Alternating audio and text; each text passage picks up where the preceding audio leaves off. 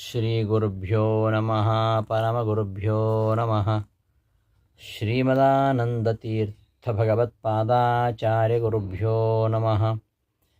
ವ್ಯಾಸಾಯ ಭವನಾಶಾಯ ಶ್ರೀಶಾಯ ಗುಣರಾಶಯೇ ಹೃದ್ಯಾಯ ಶುದ್ಧವಿದ್ಯಾಯ ಮಧ್ವಾಯ ಚ ನಮೋ ನಮಃ. ಅಭ್ರಮಂ ಭಂಗರಹಿತಂ ಅಜಡಂ ವಿಮಲಂ ಸದಾ ಆನಂದತೀರ್ಥಮತುಲಂ ಭಜೆ ತಾಪತ್ರಯಾಪಹಂ. ಶ್ರೀಮತೋ ರಾಘವೇಂದ್ರಸ್ಯ ನಮಾಮಿ ಪದಪಂಕಜೇ ಕಾಮಿತಾಶೇಷಕಲ್ಯಾಣಕರಣಕಲ್ಪಪಾದಪೌ ಅಜ್ಞಾನತಿಮಿರಚ್ಛೇದಂ ಬುದ್ಧಿಸಂಪತ್ಪ್ರದಾಯಕಂ ವಿಜ್ಞಾನವಿಮಲಂ ಶಾಂತಂ ವಿಜಯಾಖ್ಯಗುರುಂ ಭಜೆ. ತಪಸ್ವಾಧ್ಯಾಯ ಶುಶ್ರೂಷಾ ಕೃಷ್ಣಪೂಜಾರತಂ ಮುನಿಂ ವಿಶ್ವೇಶಮಿಷ್ಟದಂ ವಂದೇ ಪರಿವ್ರಾಟ್ ಚಕ್ರವರ್ತಿನಂ. ಶ್ರೀ ಗುರುಭ್ಯೋ ನಮಃ. ಪ್ರಾತಃ ಸಂಕಲ್ಪ ಗದ್ಯ ಪಾಠಕ್ಕೆ ಸುಸ್ವಾಗತ. ಹಿಂದಿನ ಪಾಠದಲ್ಲಿ ಅಭಿಮಾನಾದಿ ಸರ್ವದೋಷ ದೂರಾಣಾಂ ಅಸೂಯೇರ್ಷ್ಯಾದಿ ಅಶೇಷ ಮನೋದೋಷ ನಿವರ್ತಕಾನಾಂ ಈ ಎರಡು ಪದಗಳ ಅರ್ಥವನ್ನು ನೋಡಿದ್ದೀವಿ. ಅಭಿಮಾನಾದಿ ಎಲ್ಲ ದೋಷಗಳಿಂದ ದೂರರಾದವರು, ರಾಗದ್ವೇಷಗಳಿಂದ ಹುಟ್ಟತಕ್ಕಂತಹ ಸುಖ ದುಃಖ ಜಯಾಪಜಯ, ಈ ಅಹಂಕಾರ ಮಮಕಾರ ಇಂತಹ ಒಂದು ದ್ವಂದ್ವ ಭಾವಗಳು ಏನಿದೆ, ಇಂತಹ ಒಂದು ಭಾವಗಳಿಗೆ ತಾನು ಸ್ವತಂತ್ರ ಅಂತ ತಿಳಿಯುವುದು, ಇಂತಹ ಒಂದು ಅಭಿಮಾನ, ಇವೇ ಮೊದಲಾದ ದೋಷಗಳನ್ನು ಬಿಟ್ಟವರು ಅಂತ ಅರ್ಥ. ಇಂತಹ ದೋಷಗಳೇ ಅವರಲ್ಲಿಲ್ಲ, ಅಭಿಮಾನಾದಿ ದೋಷಗಳು ಅವರಲ್ಲಿಲ್ಲ.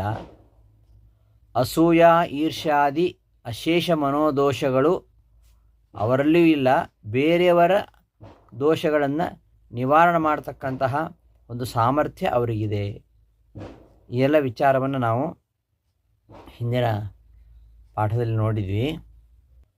ನಿತ್ಯ ಅಪರೋಕ್ಷೀಕೃತ ರಮಾಯುಕ್ತ ಅಶೇಷ ಭಗವದ್ರೂಪಾಣಾಂ ಅತಯೇವ ವಿಲೀನ ಅಶೇಷ ಪ್ರಕೃತಿಬಂಧಾನಾಂ ಅತಯೇವ ದೂರೋತ್ಸಾರಿತ ಅಶೇಷ ಅನಿಷ್ಟಾನಾಂ ಅತಯೇವ ಅಶೇಷ ಭಕ್ತ ಅಶೇಷ ಅನಿಷ್ಟ ನಿವರ್ತಕಾನಾಂ. ಈ ಬ್ರಹ್ಮ ವಾಯು ಮೊದಲಾದವರಿಗೆ ಅವರಿಗೆ ದುಃಖ ಇಲ್ಲ, ಅಜ್ಞಾನದ ಸ್ಪರ್ಶ ಯಾವತ್ತೂ ಇಲ್ಲ. ಈ ವಾಯುದೇವರು ಬ್ರಹ್ಮದೇವರು ಇವರು ಭಗವಂತನನ್ನು ನಿರಂತರವಾಗಿ ಧ್ಯಾನಿಸ್ತಾ ಇರ್ತಾರೆ. ಭಗವಂತನ ಅಪರೋಕ್ಷ ಜ್ಞಾನ, ಅಪರೋಕ್ಷ ದರ್ಶನ ಅದು ಯಾವಾಗಲೂ ಇರುತ್ತೆ. ಅದನ್ನವರು ಅವರವರ ಉಪಾಸನಾನುಸಾರವಾಗಿ ಪಡಿತಾರೆ. ಪರಮಾತ್ಮನನ್ನು ಹೇಗೆ ಉಪಾಸನೆ ಮಾಡಬೇಕು ಅಂದರೆ, ರಮಾರೂಪ ಸಹಿತನಾಗಿ ಪರಮಾತ್ಮನನ್ನು ಉಪಾಸನೆ ಮಾಡಬೇಕು. ಲಕ್ಷ್ಮೀ ಸಹಿತನಾಗಿ ಪರಮಾತ್ಮನನ್ನು ಉಪಾಸನೆ ಮಾಡಬೇಕು. ರಮಾಯುಕ್ತ ರೂಪವನ್ನೇ ಧ್ಯಾನ ಮಾಡಬೇಕು. ಅಷ್ಟು ಮಾತ್ರ ಅಲ್ಲ, ಭಗವಂತನ ಮುಖ್ಯ ಪ್ರತಿಮೆ, ಪರಮಾತ್ಮನಿಗೆ ಅತ್ಯಂತ ಪ್ರಮುಖವಾಗಿರತಕ್ಕಂತಹ ಪ್ರತಿಮೆ ಎಂದರೆ ಅದು ಮುಖ್ಯ ಪ್ರಾಣದೇವರು. ಇವರು ಆ ಭಗವಂತನ ಪರಿವಾರದಲ್ಲಿ ಪ್ರಧಾನ. ಇಂತಹ ಪ್ರಧಾನರಾಗಿರ್ತಕ್ಕಂತಹ ಮುಖ್ಯ ಪ್ರಾಣನನ್ನು ಕೂಡ ರಮಾಸಹಿತ ಭಗವಂತನನ್ನು ಉಪಾಸನೆ ಮಾಡುವಾಗ ಇವರನ್ನು ಕೂಡ ಧ್ಯಾನಿಸಬೇಕು. ನಾವು ಹೇಗೆ ಉಪಾಸನೆ ಮಾಡ್ತೇವೆಯೋ ಹಾಗೆಯೇ ಆಗುವಂಥದ್ದು. ಉಪಾಸನಾನುಸಾರವಾಗಿ ಭಗವಂತನ ಅಪರೋಕ್ಷ ದರ್ಶನ ಆಗುವಂಥದ್ದು. ಹಾಗಾಗಿ ಭಗವತ್ ಪರಿವಾರದಲ್ಲಿ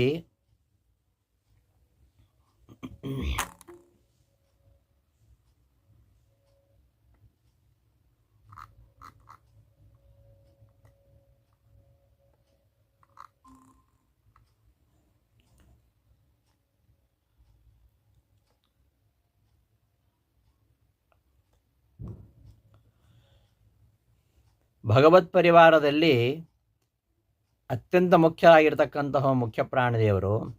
ಆ ಮುಖ್ಯ ಪ್ರಾಣದೇವರ ಜೊತೆಯಲ್ಲಿ ನಾವು ಭಗವಂತನನ್ನು ಧ್ಯಾನಿಸಬೇಕು ಅಂತ ಹೇಳೋದು. ಹಾಗಾಗಿ ನಾವು ಮುಖ್ಯ ಪ್ರಾಣನ ಒಂದು ಅಧಿಷ್ಠಾನದಲ್ಲಿಯೇ ಭಗವಂತನ ಉಪಾಸನೆ ಮಾಡ್ತೇವೆ. ಪರಮಾತ್ಮನ ಅತ್ಯಂತ ಶ್ರೇಷ್ಠವಾಗಿರತಕ್ಕಂಥ ಅಧಿಷ್ಠಾನ ಅಂದರೆ ಅದು ಮುಖ್ಯ ಪ್ರಾಣದೇವರು. ಅಂತಹ ಮುಖ್ಯ ಪ್ರಾಣನ ಜೊತೆಯಲ್ಲಿಯೇ ಪರಮಾತ್ಮನನ್ನು ಧ್ಯಾನ ಮಾಡಿದಾಗ ಆ ಪರಮಾತ್ಮನ ರೂಪ ಪ್ರತ್ಯಕ್ಷವಾಗುತ್ತೆ. ಈ ನಮ್ಮ ಹೃದಯದಲ್ಲಿ, ಹೃದಯ ಕಮಲ ಅಂತ ಹೇಳ್ತೇವೆ, ಆ ಹೃದಯ ಕಮಲದಲ್ಲಿ ಪರಮಾತ್ಮನ ಒಂದು ಮೂಲೇಶ ನಾಮಕ ರೂಪ ಇದೆ. ಆ ಮೂಲೇಶ ನಾಮಕ ಪರಮಾತ್ಮನ ಅಡಿದಾವರೆಗಳಲ್ಲಿ ಮುಖ್ಯ ಪ್ರಾಣದೇವರು ಒಂದು ರೂಪದಿಂದ ಸದಾ ಇರುತ್ತಾರೆ. ಆ ರೂಪದ ದರ್ಶನ ಭಗವಂತನ ಅಪರೋಕ್ಷ ಜ್ಞಾನವಾದಾಗ ಲಭಿಸ್ತದೆ ಅಂತ ಅದು ಸರ್ವಸಮರ್ಪಣ ಗದ್ಯದಲ್ಲಿ ರಾಯರು ಹೇಳ್ತಾರೆ. ಹಾಗಾಗಿ ಪರಮಾತ್ಮನ ಚಿಂತನೆ ಮಾಡಬೇಕಾದ್ರೆ ರಮಾಯುಕ್ತನಾಗಿ ಚಿಂತನೆ ಮಾಡಬೇಕು. ಜೊತೆಗೆ ಮುಖ್ಯ ಪ್ರಾಣದೇವರನ್ನು ನಾವು ಧ್ಯಾನಿಸಬೇಕು. ಅವರಿಗೆ ಯಾವತ್ತೂ ಈ ದುಃಖ ಅಜ್ಞಾನಾದಿ ಸ್ಪರ್ಶ ಇಲ್ಲ. ಅತಯೇವ ವಿಲೀನ ಅಶೇಷ ಪ್ರಕೃತಿ ಬಂಧಾನಾಂ ಅಂತ ಹೇಳ್ತಾ ಇರೋದು. ಅದಕ್ಕೋಸ್ಕರ ರಮಾಯುಕ್ತವಾಗಿರತಕ್ಕಂತಹ ಎಲ್ಲ ಭಗವಂತನ ರೂಪಗಳನ್ನು ಯಾವಾಗಲೂ ನೋಡ್ತಾ ಇರ್ತಾರೆ ಮುಖ್ಯ ಪ್ರಾಣದೇವರು ಹಾಗೂ ಬ್ರಹ್ಮದೇವರು. ಹಾಗಾಗಿಯೇ ಅವರ ಎಲ್ಲ ಪ್ರಕೃತಿ ಬಂಧಗಳು ವಿಲೀನವಾಗಿರ್ತವೆ.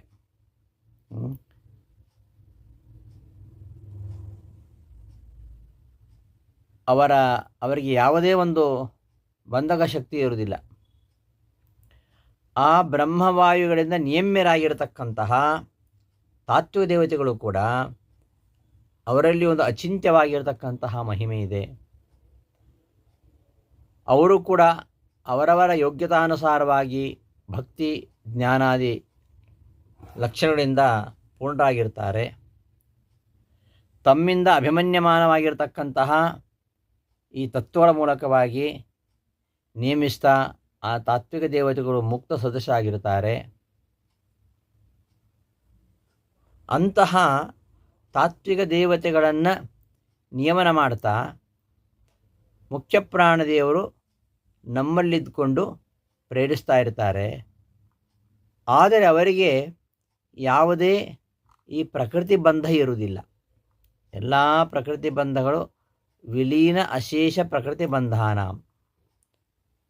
ಮತ್ತು ಮನುಷ್ಯನಿಗೆ ಬೇಡ ಅಂದರೂ ಕೆಲವು ಅನಿಷ್ಟ ಬರ್ತದೆ. ನಮಗೆ ಅನಿಷ್ಟಗಳು ಇಷ್ಟ ಇಲ್ಲ. ಆ ಅನಿಷ್ಟವಾದರೂ ನಮಗೆ ಅದು ಬಂದೇ ಬರುತ್ತೆ. ಯಾಕೆ ಬರುತ್ತೆ ಅಂದರೆ ನಾವು ಮಾಡಿದ್ದದು, ನಾವು ಪೂರ್ವಜನ್ಮದಲ್ಲಿ ಮಾಡಿರ್ತಕ್ಕಂತಹ ಪಾಪಗಳು, ಪೂರ್ವಜನ್ಮದಲ್ಲಿ ಮಾಡಿರ್ತಕ್ಕಂತಹ ಪಾಪ ಅಥವಾ ಇದೇ ಜನ್ಮದಲ್ಲಿ ಈ ಮೊದಲು ಮಾಡಿದಂತಹ ಪಾಪ.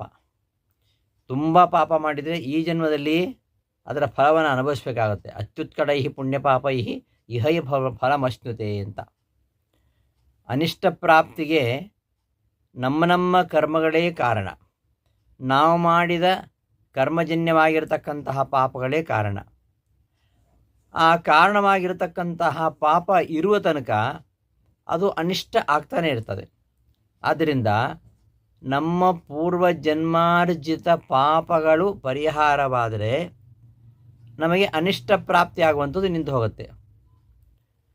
ಹೀಗೆ ನಮ್ಮ ಎಲ್ಲ ಅನಿಷ್ಟಗಳನ್ನು ಪರಿಹಾರ ಮಾಡತಕ್ಕಂಥವರು ಮುಖ್ಯ ಪ್ರಾಣದೇವರು.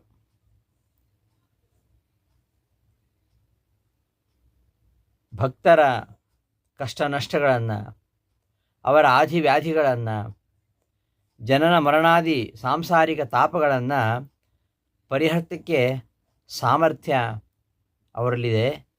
ಅವರು ಮಂದಹಾಸವನ್ನು ಬೀರಿದರೆ ನಮ್ಮ ಎಲ್ಲ ಅನಿಷ್ಟ ನಿವೃತ್ತಿ ಆಗುತ್ತೆ.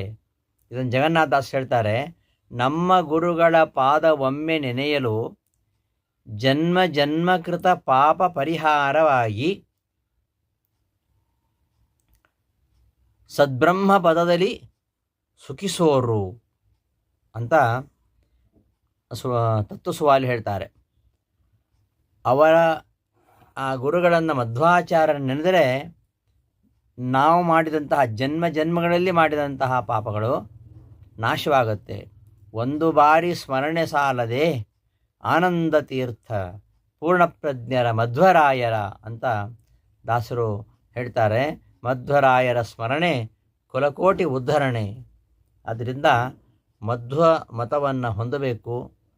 ಮಧ್ವ ಮತದಲ್ಲಿ ಜನಿಸಿ ಮಧ್ವಾಚಾರ್ಯನು ಸಂದೇಶ ಕೊಟ್ಟಿದ್ದಾರೆ, ಏನು ಅವರು ತತ್ವಜ್ಞಾನವನ್ನು ನೀಡಿದ್ದಾರೆ, ಅದೆಲ್ಲವನ್ನು ಗಳಿಸಲಿಕ್ಕೆ ಪ್ರಯತ್ನ ಮಾಡಬೇಕು. ಇಂತಹ ಮಧ್ವ ಮತದಲ್ಲಿ ಹುಟ್ಟಿ ನಾವು ಮಾಡಬೇಕಾದನ್ನು ಮಾಡದೆ ಹೋದರೆ ನಮ್ಮ ಜನ್ಮ ವ್ಯರ್ಥವಾಗಿಬಿಡುತ್ತೆ. ಆ ಮಧ್ವಮತದಲ್ಲಿ ಜನಿಸಬೇಕಾದ್ರೆ ತುಂಬ ಪುಣ್ಯ ಮಾಡಬೇಕು. ಆ ಮಧ್ವಮತದಲ್ಲಿ ಹುಟ್ಟದವ ಅವನು ಯಾಕೆ ಹುಟ್ಟಬೇಕು ಅಂತ ದಾಸರಂತಾರೆ. ಮಧ್ವಮತವ ಪೊಂದದವನ ಜನ್ಮ ವ್ಯಾತಕ್ಕೆ ಅಂತ ಹೇಳ್ತಾರೆ. ಮಧ್ವಮತದ ಸಿದ್ಧಾಂತದ ಪದ್ಧತಿಯನ್ನು ಬಿಡಬೇಡಿ ಅಂತ ಹೇಳ್ತಾರೆ. ಬಿಟ್ಟರೆ ಕೆಟ್ಟೋಗ್ಬಿಡ್ತೀರಾ ನೀವು. ಆದ್ದರಿಂದ ಘೋರ ಯಮನ ಭಯ ದೂರ ಓಡಿಸುವ ಮುರಾರಿಯ ಚರಣವ ತೋರುವ ಮಾರ್ಗವ ಬಿಡಬೇಡಿ. ಅಂತಹ ಮಾರ್ಗ ಮಧ್ವ ಮಾರ್ಗ. ಅದು ಘೋರವಾಗಿರತಕ್ಕಂತಹ ಆ ಯಮನ ಭಯವನ್ನು ದೂರ ಮಾಡಿ ಪರಮಾತ್ಮನ ಪಾದಗಳನ್ನು ತೋರಿಸ್ತಕ್ಕಂತಹ ಮಾರ್ಗ. ಅದರಿಂದ ಜನ್ಮಗಳಲ್ಲಿಯೂ ಕೂಡ ಅವರು ನಮ್ಮ ಗುರುಗಳಾಗಬೇಕು. ಅಂತಹ ಮಧ್ವಾಚಾರ್ಯರು ನಾವು ಮಾಡಿರ್ತಕ್ಕಂತಹ ಜನ್ಮಗಳಲ್ಲಿ ಮಾಡಿರ್ತಕ್ಕಂತಹ ಪಾಪಗಳನ್ನು ಪರಿಹಾರ ಮಾಡ್ತಕ್ಕಂಥವರು. ಅವರ ಸ್ಮರಣೆ ಅಂದ್ರೇನು? ಅವರು ಹೇಳಿದಂತಹ ತತ್ವವನ್ನು ಅನುಸರಿಸುವುದು. ಹರಿಸರ್ವೋತ್ತಮ, ಜಗತ್ಸತ್ಯತ್ವ, ಪಂಚಭೇದ, ಆಮೇಲೆ ತಾರತಮ್ಯ, ಇವುಗಳನ್ನು ಸರಿಯಾಗಿ ಅರಿತುಕೊಂಡು ಅನುಸರಿಸಿದರೆ ಜನ್ಮಾಂತರಗಳಲ್ಲಿ ಮಾಡತಕ್ಕಂತಹ ಎಲ್ಲ ಪಾಪಗಳು ಪರಿಹಾರವಾಗ್ತವೆ. ಆ ರೀತಿಯಲ್ಲಿ ಆ ದಾರಿ ತುಳಿದವರು ಆ ಬ್ರಹ್ಮಪದ, ಸದ್ಬ್ರಹ್ಮ ಪದದಲ್ಲಿ ಸುಖಿಸೋರು. ಅವರು ವಿಷ್ಣು ಲೋಕದಲ್ಲಿ ಸುಖಿಸ್ತಾರೆ ಅಂತ ಜಗನ್ನಾಥದಾಸರು ಹೇಳ್ತಾರೆ. ವಾಯು ಹನುಮದ್ ಭೀಮ ರಾಯ ಮಧ್ವರ ಸ್ತೋತ್ರ ಬಾಯಳು ಉಳ್ಳವಗೆ ಜನ್ಮಾದಿ ರೋಗ ಭಯ ವೀಯನು ಎಂದೆಂದು ಭಗವಂತ ಅಂತ.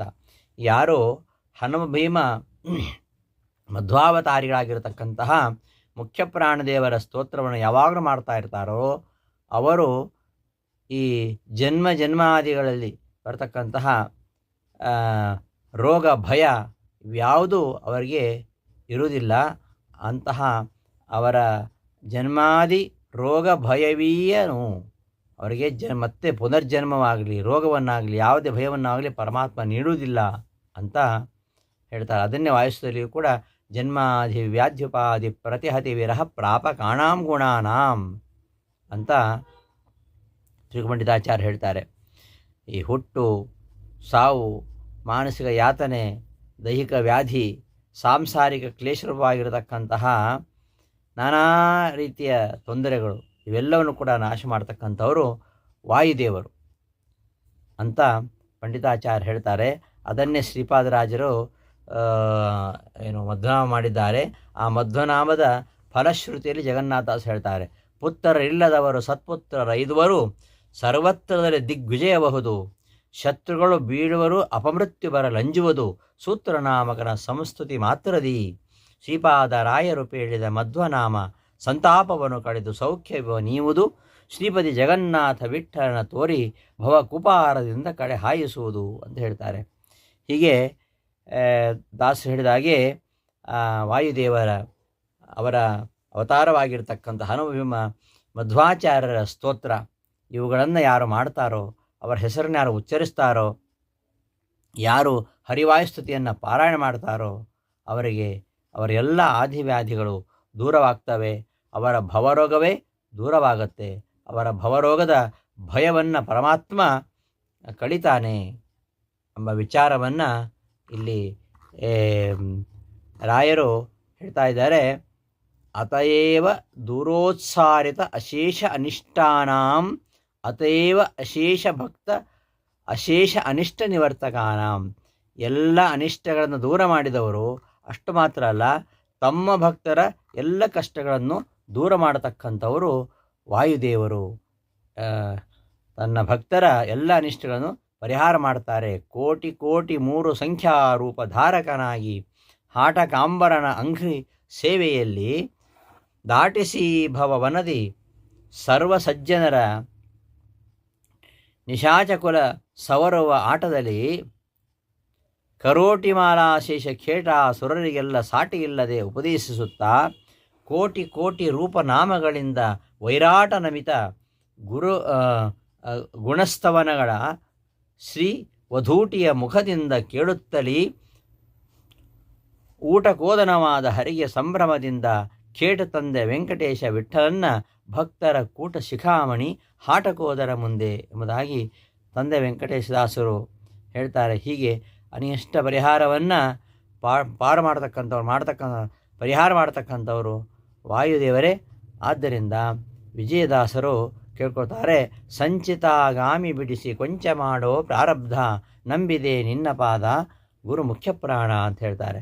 ನಮ್ಮ ಎಲ್ಲ ಸಂಚಿತ ಆಗಾಮಿ ಬಿಡಿಸಿ ಅದನ್ನು ಪ್ರಾರಬ್ಧವನ್ನು ಕೊಂಚ ಮಾಡತಕ್ಕಂತಹ ಸಾಮರ್ಥ್ಯ ಮುಖ್ಯ ಪ್ರಾಣದೇವರಿಗಿದೆ. ಆ ವಿಚಾರವನ್ನು, ಇಷ್ಟೊಂದು ವಿಚಾರವನ್ನು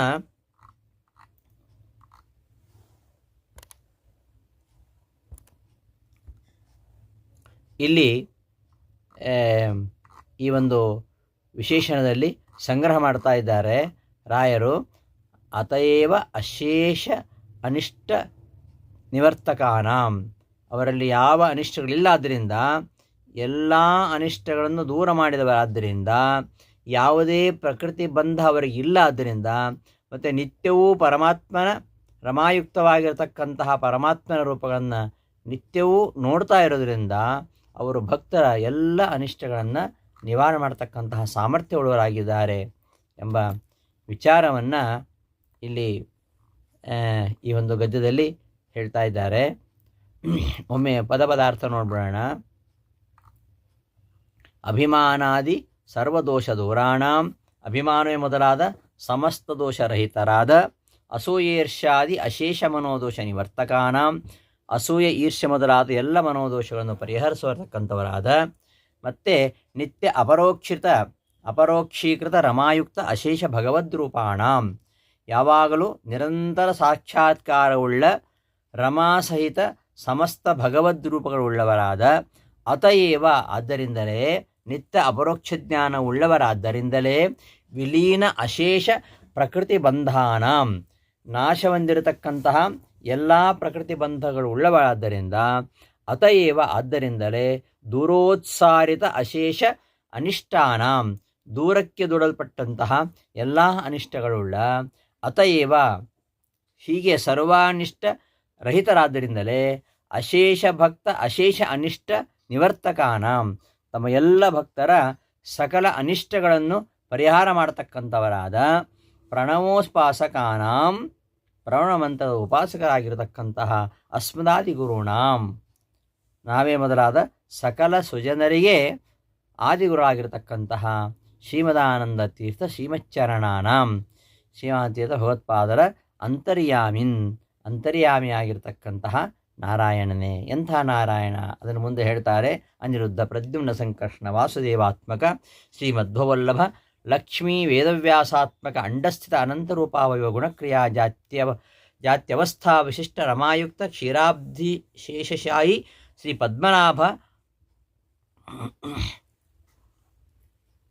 ಪದ್ಮನಾಭಾತ್ಮಕ ಅಂಡಾದ್ಬಹಿಃ ಅಭಿವ್ಯಕ್ತ ಶುದ್ಧ ಸೃಷ್ಟಿತ್ವೇನ ಅಭಿಮತ ಶ್ರೀ ಚತುರ್ಮುಖ ಮುಖ್ಯ ಪ್ರಾಣೋಪಾಸ್ಯತ್ವಾದಿ ಅನೇಕ ಪ್ರಯೋಜನಕ